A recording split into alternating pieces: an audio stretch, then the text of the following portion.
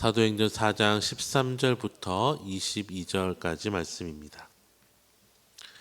13절부터 22절을 저와 성도님들이 한 절씩 교독하며 읽겠습니다.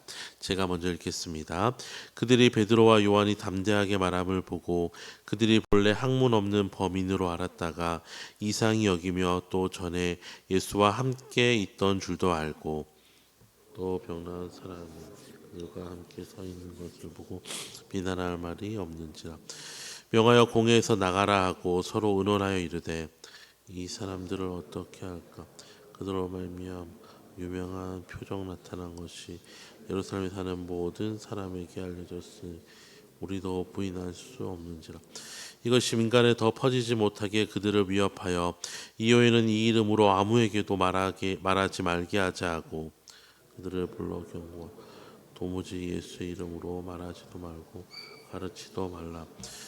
베드로와 요한이 대답하여 이르되 하나님 앞에서 너희의 말을 듣는 것이 하나님의 말씀을 듣는 것보다 옳은가 판단하라. 것을 말하지 아니할 수 없다. 관리들이 백성들 때문에 그들을 어떻게 처벌할지 방법을 찾지 못하고 다시 위협하여 놓아 주었으니 이는 모든 사람이 그 된 일을 보고 하나님께 영광을 돌림이라.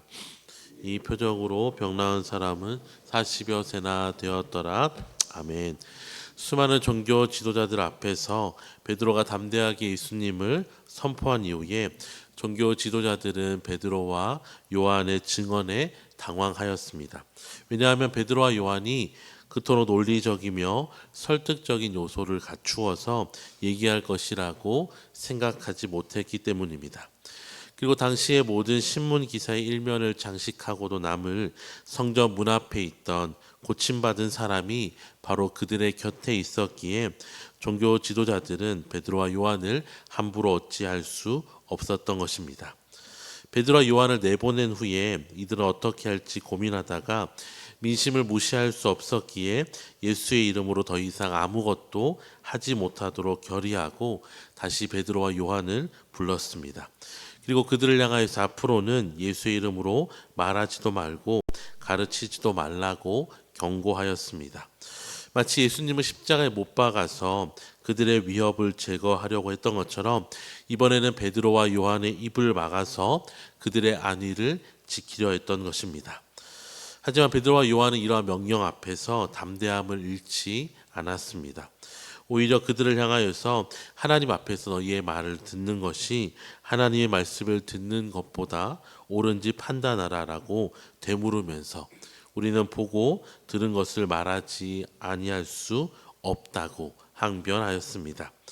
이에 종교 지도자들이 할 수 있는 것은 위협하여서 놓아주는 것뿐이었고 제자들이 무사히 풀려나자 이로 인하여서 모든 사람들이 하나님께 영광을 돌리게 되었습니다. 어제 본문을 통해서 우리는 이 모든 일이 성령의 충만함으로 인하여서 일어난 일임을 살펴보았습니다. 당시에 가장 엘리트 집단이라고 자부하였던 공회의 사람들조차 베드로와 요한의 증언을 놀랍게 여길 만큼 성령의 충만함이 능력으로 그들 중에 나타났던 것입니다. 오늘 본문에서 한 가지 주목해야 할 점이 있다면 종교 지도자들도 예수님의 죽음이나 부활 그리고 기적을 부인하지 않았다는 것입니다.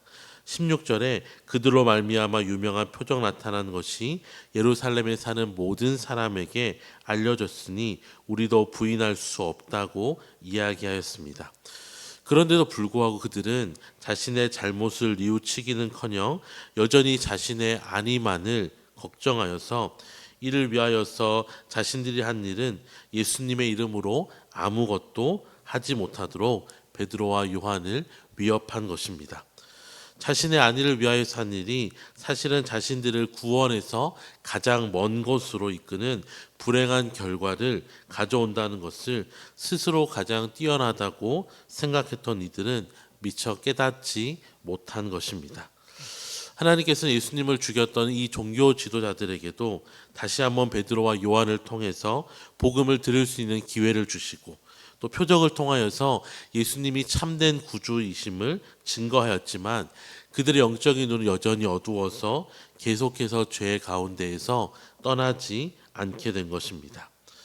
우리가 이런 본문을 살펴보면서 우리가 회개할 수 있는 기회가 주어진 것조차 우리에게 주어진 감사의 이유임을 발견하게 됩니다. 많은 지식이나 높은 권력을 가진 것이 더 신앙생활을 잘 하거나 하나님의 은혜를 경험하게 되는 이유가 되지 못합니다. 하지만 반대로 예수님을 버리고 부인했다 할지라도 다시 회개하게 되었을 때는 하나님의 은혜가 차별 없이 온전하게 임하기에 내가 회개할 수 있다는 기회 자체가 우리에게는 감사의 제목인 것입니다. 사랑하는 성도 여러분, 우리가 기도할 때 때로 하나님은 우리의 연약함과 우리의 부족함을 기도 중에 깨닫게 하실 때가 있습니다. 또한 일상을 살아갈 때에 우리의 부족함과 죄악을 마주하게 하실 때가 있습니다.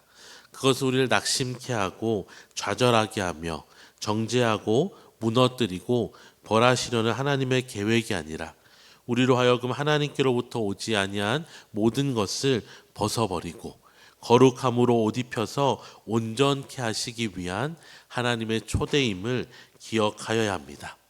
요한계시록 3장 19절에도 무릇 내가 사랑하는 자를 책망하며 징계하노니 그러므로 내가 열심을 내라 회개하라 라고 권면하시고, 또한 로마서 12장 21절에도 악에게 지지 말고 선으로 악을 이기라고 성경은 말하고 있습니다.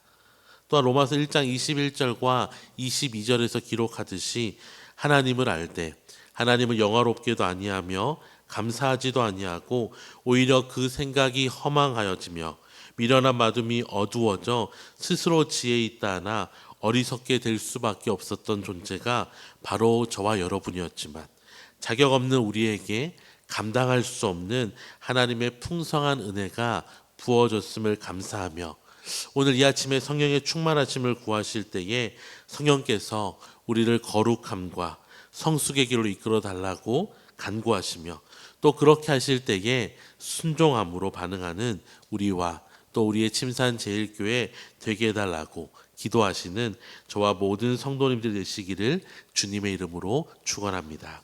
기도하겠습니다. 하나님 아버지, 자격 없는 우리를 택하시고 사랑하셔서 지금까지 인도하여 주시니 감사합니다.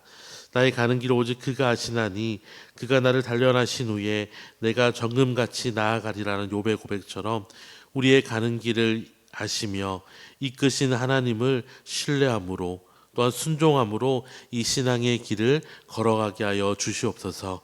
특별히 회개의 자리로 우리를 이끄실 때에 감사함으로 순종하며 살게 하여 주시옵소서. 감사드리며 예수님의 이름으로 기도드립니다. 아멘.